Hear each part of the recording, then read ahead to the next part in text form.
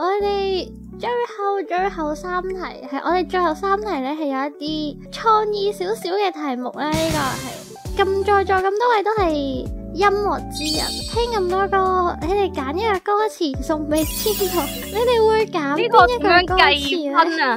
計分係千代決定邊一句歌詞最適合。你突然之間咁過嚟，好撚難。我諗緊有咩歌好難諗。Few moments later，長貓選手依然係空白嘅，暫時。我淨係諗到啲好老嘅歌咋。點解啊？係咪因為千代喺你眼中係一個老人啊？唔係，因為我個腦就係突然浮咗，就係依句咯。但係我覺得千代未必會俾好高分我咯。千代可唔可以唱下呢首歌啊？可唔可以唱呢句嘢？千代唔知道，聽唔明英文，聽唔明日文。You will always gonna be my love。いつか誰かとまた恋に落ちても。阿哥可唔可以唱下聽下？千代睇唔到，我哋嘅畫面有啲細啊。我已經放大，我見到你已經放大咗。Never gonna say goodbye， 你答應我永遠都會在愛，別離開。其他的一切隨便來。呢首應該係我哋最新嘅歌咯。係啊，大家都好。我哋嚟聽下長貓啱啱話佢淨係諗到呢首歌，我哋可唔可以唱嚟聽下？太老啦。我當你一世朋友。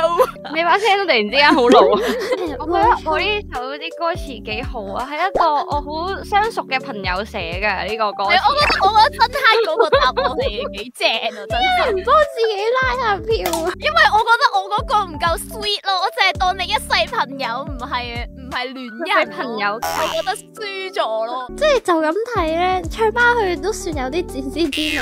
千代都好開心，你當千代一世朋友啦。但係千代覺得有啲可惜咯。今晚又收到呢張好人卡。千代，你知唔知長貓佢個個都話婆啦，但係佢對你就係朋友。我諗唔到有啲咩歌啊，係我個腦浮現唔到有啲咩歌。